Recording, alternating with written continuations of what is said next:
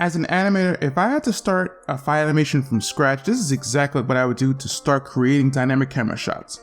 After watching hours and hours of anime and fight scenes, I narrowed down 6 shots that if you include in your animation will guarantee that wow factor that when people watch your animation.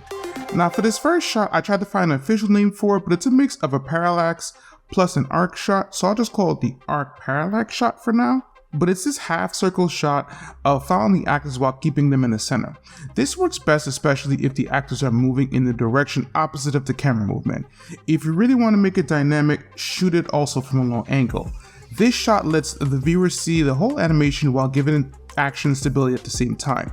Action designer Chris Cowan uses this shot in his personal and professional works. If you ever wonder why some shots in Kingsman, The Witcher, and Wonder Woman had some pretty good looking action shots, he's a good reason why. So in order to do this shot, I'll move the camera on one axis while rotating on another one following the characters. It seems simple, combine this with great choreography and you're in for a treat. Now, I also don't know the official name for this shot, but we'll call this the in the action shot.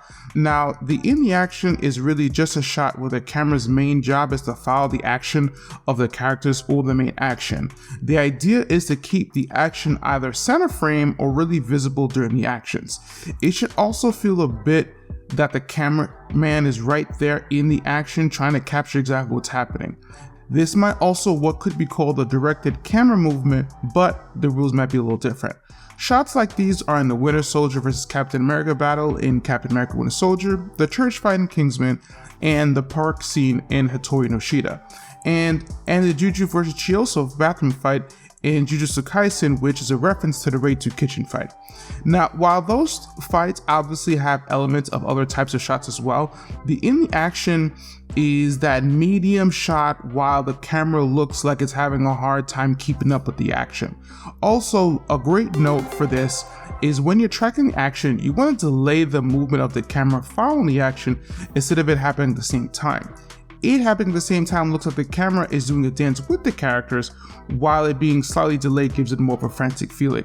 Now, I do know the name of the next camera move, and this is one of my favorites. Michael B. Jordan used this in Creed 3, and I was genuinely surprised when it happened. Now, Zack Snyder also uses this type of shot, but sometimes leans on the slow motion part a bit too long for my personal liking. This is the speed ramp, but not just one, but combining this with 2 or 3 back-to-back really can change the game. So a speed ramp officially is when the frame rate changes during the shot. So if it goes to 24 to 30 frames per second to 200, 300 frames per second and then right back. That's what gives it this slow motion effect and snapping right back to a regular speed. Now I mentioned Zack because I personally think that the slow motion parts stay a little bit too long, but you could probably cut this down to a second or 2 instead of like 8 seconds.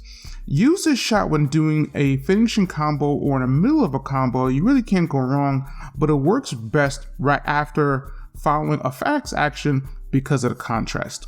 Now for film, they would film these shots with 2 cameras at 2 different speeds and then edit them together.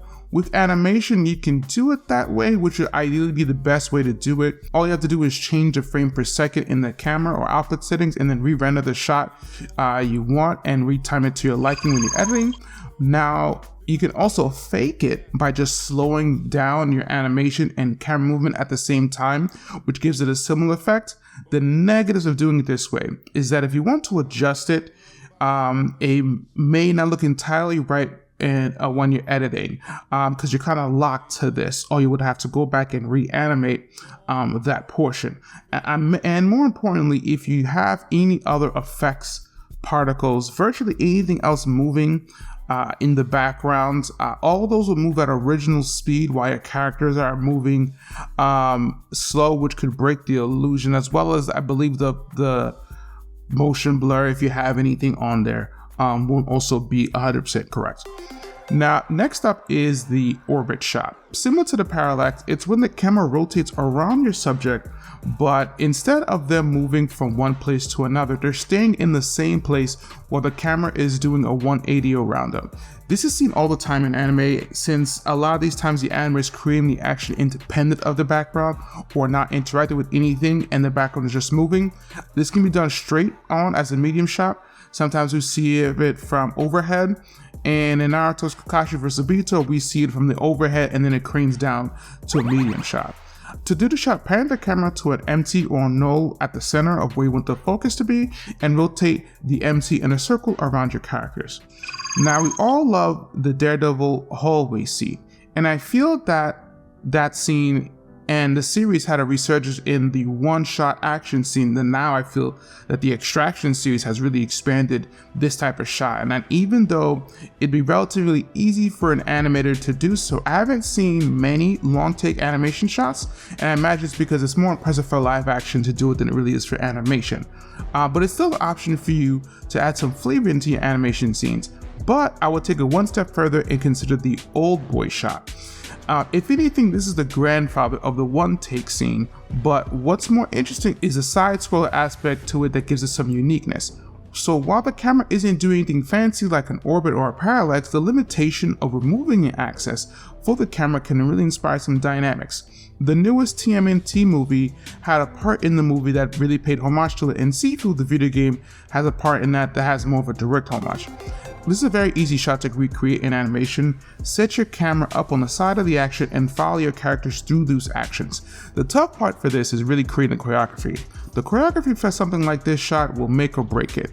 But if you're new to creating choreography, I have a video here that will help you get started in positioning your characters, blocking your shots, and getting your characters moving. Click here and I'll see you guys over there.